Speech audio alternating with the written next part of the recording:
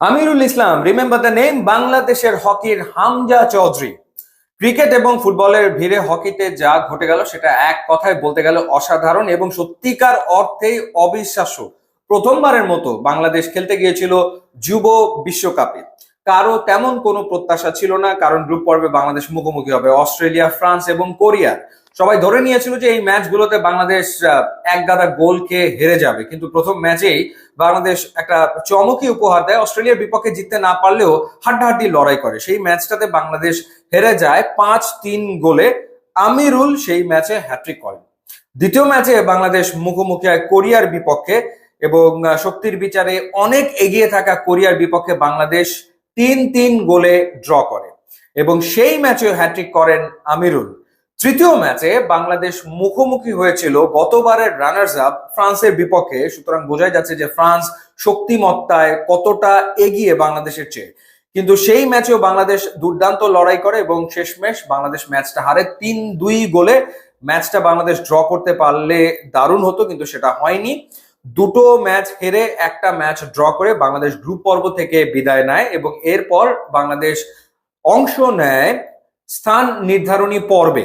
তো সেইখানে একটা ট্রফি ছিল যেটার নাম হচ্ছে চ্যালেঞ্জার ট্রফি, অর্থাৎ যারা গ্রুপ পর্ব থেকে বিদায় নিয়েছে সেই 8টা দল এই চ্যালেঞ্জার ট্রফিতে পার্টিসিপেট করেছে এবং সেই ট্রফিটা জিতে নিয়েছে বাংলাদেশ এবং বাংলাদেশ নিশ্চিত করেছে এবারের বিশ্বকাপের 17তম স্থান। সো এই পর্বে এসে বাংলাদেশ প্রথমে খেলে ওমানের বিপক্ষে, যেই ম্যাচটাতে বাংলাদেশ 13-0 গোলে জিতেছে। দ্বিতীয় ম্যাচে বাংলাদেশ দক্ষিণ কোরিয়ার মুখোমুখি হয় এবং দক্ষিণ কোরিয়াকে বাংলাদেশ 5-3 গোলে হারিয়েছে এবং ওই ম্যাচেও হ্যাট্রিক করেন আমিরুল। এবং সবশেষ ম্যাচ বাংলাদেশ খেলেছে অস্ট্রিয়ার এগেনস্টে, যে ম্যাচটাতে বাংলাদেশ জিতেছে 5-4 গোলে তো জিতলো।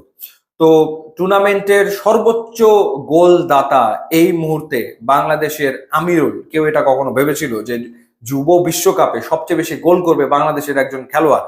সেটাই হয়েছে। 18টা গোল তিনি করেছেন, 5টা হ্যাট্রিক তিনি করেছেন, 18টা গোল করেছেন এবং সবচেয়ে বড় ব্যাপার, সম্ভাবনার দুয়ার উন্মোচন হয়ে গেছে। অর্থাৎ এই দলটার পক্ষে বিশ্বকাপে খেলা সম্ভব, অর্থাৎ সিনিয়রদের যে ওয়ার্ল্ড কাপ, সেই ওয়ার্ল্ড কাপে ডেফিনেটলি এই দলটার খেলা সম্ভব।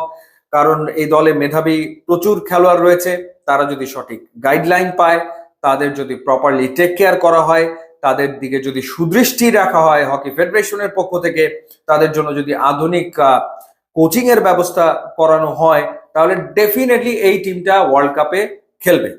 সো আমরা আশা করব যে এই দলটার দিকে মনোযোগ ধরে রাখবে কর্তৃপক্ষ, ফেডারেশন, এবং তাদের যা যা প্রয়োজন সেগুলোর ব্যবস্থা করা হবে, যাতে করে ক্রিকেটের পাশাপাশি আমরা আরো একটা বিশ্বকাপে খেলতে পারি।